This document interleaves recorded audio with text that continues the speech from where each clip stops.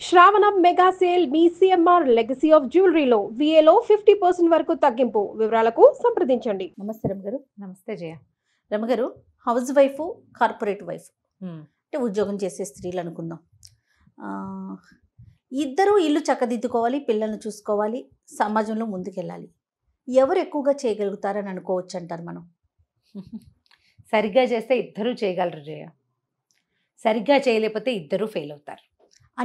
అన్ని విషయాల్లోనా? అప్పుడు నేను చెప్పిన అన్ని విషయాల్లో, మొత్తం అన్ని విషయాల్లో కూడా. మామూలుగా ఒక స్త్రీ ఓ 20కో 22కో 26కో ఇప్పుడు ఈ రోజుల్లో 30కో పెళ్లి చేసుకుంటారు. పెళ్లి చేసుకున్నాక ఆ సంసారాన్ని దిద్దుకునేది అమ్మాయే. భర్తను చూసుకోవటము, అత్తవారిని చూసుకోవటము, ఇల్లు వాకిలి సవరించుకోవటము, సంతానాన్ని కంటము అమ్మాయే చేయాలి. ఆ అమ్మాయి వర్కింగ్ అయినా ఇందులో మార్పు లేదు. హౌస్ వైఫ్ ఏ పని లేకుండా, బజార్ వెళ్ళే పని, బయటకు వెళ్ళే పని లేకుండా ఇంట్లోనే ఉన్నా ఇందులో మార్పు లేదు. అవును, ఇది తప్పదు కదా. పెళ్ళి, ప్రెగ్నెన్సీ, పిల్లలు అనేది ఆడవాళ్ళకి సర్వసామాన్యం. నువ్వు వర్కింగ్ కాకపో అయిందా.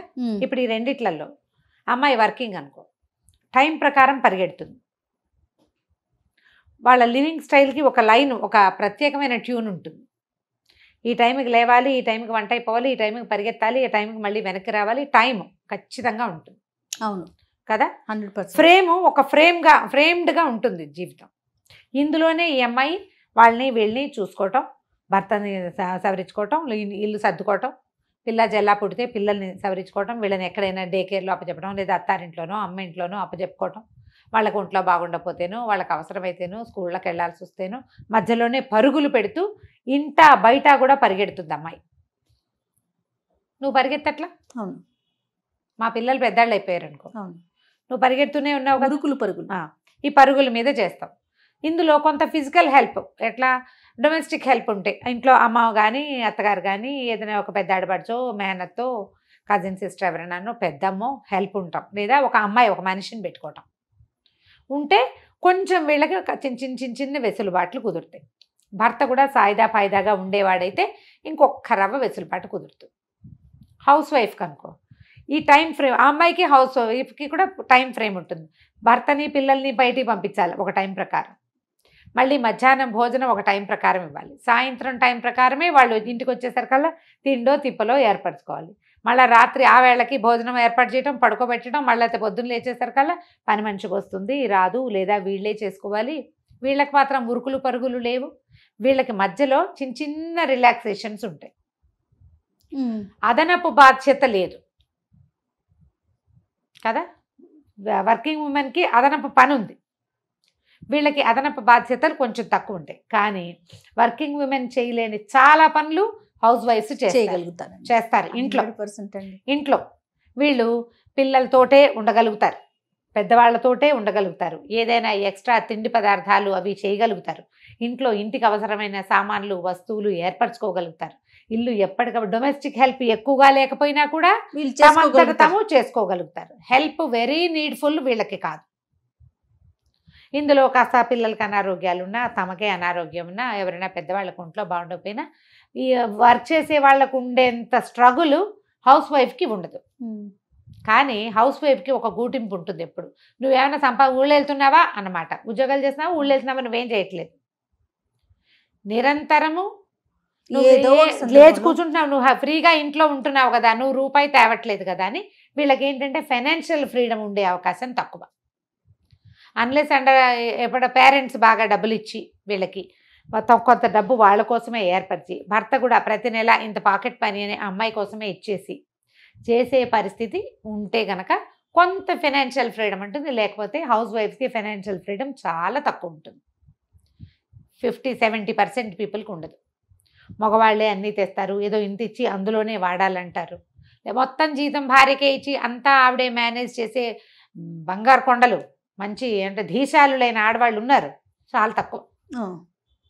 పుట్టిన నుంచి ఆస్తులు తెచ్చుకుంటే సంవత్సరానికి ఇంతని డబ్బు వచ్చేది, లేదా నాన్నో అన్నయ్యో తమ్ముడో ఇచ్చేవాళ్ళు, తమకి పెళ్ళప్పుడు వచ్చిన డబ్బులే జాగ్రత్త పెట్టుకుని వాడుకునేవాళ్ళు, తమ దగ్గర ఉన్న దాన్ని వైజ్గా ఖర్చు పెట్టి చేసేవాళ్ళు కొంతమంది కనపడతారు. వాళ్ళు కూడా కాకపోతే ఏంటంటే ఎప్పుడు కూడా వాళ్ళ ప్రెషర్ వాళ్ళది, వీళ్ళ ప్రెషర్ వీళ్ళది, వీళ్ళిద్దరికీ పోలిక లేదు, వీళ్ళని పోల్చకూడదు.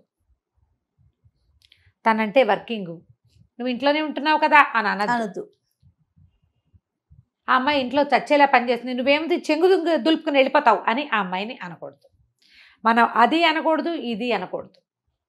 ఎవరి కష్టం వాళ్ళది. ఇందులో వీళ్ళు దేశ సేవ చేసేది ఏమిటి, సమాజానికి ఎలా ఉపయోగపడతారు, తమ పరిధి మేరకి సక్సెస్ఫుల్ అనిపించుకోవటం వల్లే సమాజానికి ఉపయోగపడతారు. వీళ్ళు ఇతరులకి ఆదర్శంగా ఉంటారు. అన్ని పనులు చేసుకుని, ఇంట్లో చూసుకుని, ఆఫీస్కి వెళ్ళి వర్క్ చేసి డబ్బులు తెచ్చుకుని, పిల్లల్ని చూసుకుని, తమకంటూ ఓ ఇల్లు వాకిలి ఏర్పరచుకుని ధైర్యంగా నిలబడి జీవితంతో పోరాడే వాళ్ళని మనం 100 మందిని చూస్తున్నాం మన లైఫ్ స్టైల్లో.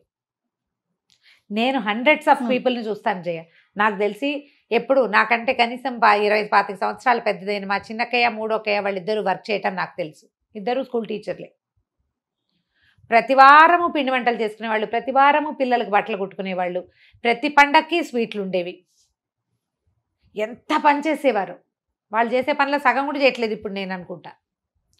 చాలా సక్సెస్ఫుల్గా ఇద్దరు మంచి టీచర్లుగా పేర్లు వచ్చినాయి వాళ్ళకి. అటు కెరీర్లోనూ బాగున్నారు, కెరీర్లోనూ బాగున్నారు, ఇంట్లోనూ బాగున్నారు. ఏంటంటే ఇప్పుడు మనకి సమాజం అన్ని పక్కలకి లాగేస్తున్న రకరకాలవి అప్పుడు లేవు వాళ్ళు వర్క్ చేసిన రోజుల్లో. టీవీ లేదు జయ అసలు. మా జీవితాల్లో టీవీయే లేదు అప్పుడు. ఇప్పుడు టీవీ, ఫోను వచ్చినాయి. వెళ్ళబోసుకోవటం, ఆక్రోశం. వీళ్ళు ఇద్దరు చేయకూడని కొన్ని పనులు ఉంటాయి. ఇప్పుడు ఈ అమ్మాయి వర్క్ చేసే అమ్మాయి సమాజానికి ఉపయోగపడుతుంది. హౌస్ వైఫ్గా ఉండే అమ్మాయి ఇల్లు సరిగా దిద్దుకుంటుంది, కొట్లాటలు రానివ్వదు, పిల్లల్ని జాగ్రత్తగా చదివించుకుంటుంది, పిల్లలు ఎక్కడికి వెళ్తున్నారు ఏమిటి వాళ్ళ వేరబౌట్స్ అబ్జర్వేషన్ ఉంటుంది, కనుక్కుంటుంది, మాట్లాడుకుంటుంది, పిల్లలు చక్కగా పైకి వెళ్ళి బాగా చదువుకునేలాగా చూసుకుంటుంది, కష్టపడుతుంది బాగా. శారీరకమైన కష్టం పెద్ద కష్టం. నువ్వు ఇంట్లోనే ఉంటావు, ఎందుకు చూసుకోవు నువ్వు అన్న లాంటి మాటలు ఎప్పుడు వింటూనే ఉంటుంది. పాపం వింటారు అలాగే, అవి వినాల్సే వస్తుంది. ఇంత కష్టపడి ఇంత చక్కగా పిల్లల్ని చదివిస్తే చక్కగా తల్లి చదివించుకుందన్న మాట ప్లస్ సమాజంలో ఇతరులు ఈ అమ్మాయిని చూసి ఇట్లా ఒళ్ళు దగ్గర పెట్టుకుని పిల్లల్ని చక్కగా చూసుకోవటం, జాగ్రత్తగా చేయటం నేర్చుకుంటారు. వీళ్ళిద్దరూ ఈ ఇద్దరు కూడా సమాజానికి మంచి పౌరులను ఇవ్వగలుగుతారు. ఇదే కదా ఉపయోగం సమాజానికి. అది చాలు కదా, రోడ్లు ఊడవక్కర్లేదు, రోడ్లు ఎక్కర్లేదు. బాగా చెప్పారు. మన ఇల్లు ఉద్ధరించుకుంటే చాలు. వర్క్ చేసేటప్పుడు అమ్మాయి ఆఫీస్కి అవసరమైన పని చేయటం, ఇంట్లో పని చేసేటప్పుడు పిల్లలకి కొంచెం బాగా ఆదర్శాలు మనం పాటించలేని రోజు ఇది. పిల్లలకి మంచి నడవడిక నేర్పిస్తే చాలండి. మన నడక బాగుంటే, మన పద్ధతులు బాగుంటే ఖచ్చితంగా చక్కగా పిల్లలకి వస్తాయి. వీళ్ళిద్దరిని పోల్చి ఒకళ్ళతో ఒకళ్ళకి పోల్చనే కూడదు. ఇద్దరు కూడా ఈ వర్కింగ్ ఉమెన్ కానీ హౌస్ వైఫ్స్ కానీ తమ పరిధిలో ఏం చేయగలరో అంత ఫుల్ ఎక్స్టెంట్ ఇవ్వగలగాలి. సెల్ఫ్ పిటీకి లోన్ కాకూడదు. నేను కష్టపడుతున్నానని వాళ్ళు అనకూడదు, చచ్చిపోతున్నానని వీళ్ళు అనకూడదు. ఇది ఏంటంటే నా లైఫ్ కోసం నేను చేస్తున్నాను, నా కుటుంబం కోసం, నా కుటుంబం, నా జీవితం, నా యొక్క లివింగ్ స్టైల్ అన్న భావన ఉంటే మనం ఎవరినో ఉద్ధరిస్తున్నాం అనే భావనలోకి వెళ్ళకూడదు.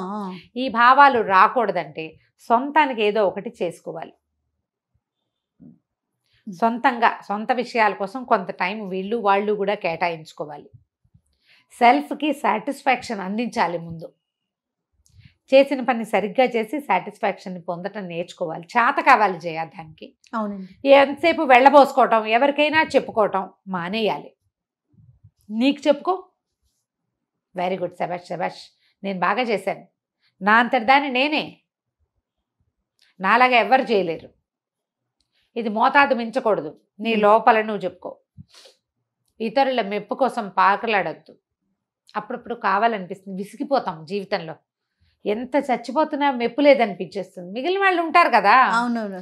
మనకి అలాంటప్పుడు సెల్ఫ్ బూస్టప్ చేసుకోవడం ప్రాక్టీస్ చేయాలి. దానికి ప్రాణాయామం చాలా హెల్ప్ చేస్తుంది. నిశ్శబ్దంగా కూర్చోండి. చిన్నప్పటి నుంచి మనం ఏం చేసామో గుర్తు చేసుకోండి, ఆలోచించండి. ఎప్పుడెప్పుడు మనం ఎన్నిసార్లు ఆటుపోట్లను తట్టుకున్నాం, దాని మీద ఆలోచిస్తే మెల్లిగా సర్దుబాటు అయిపోతుంది.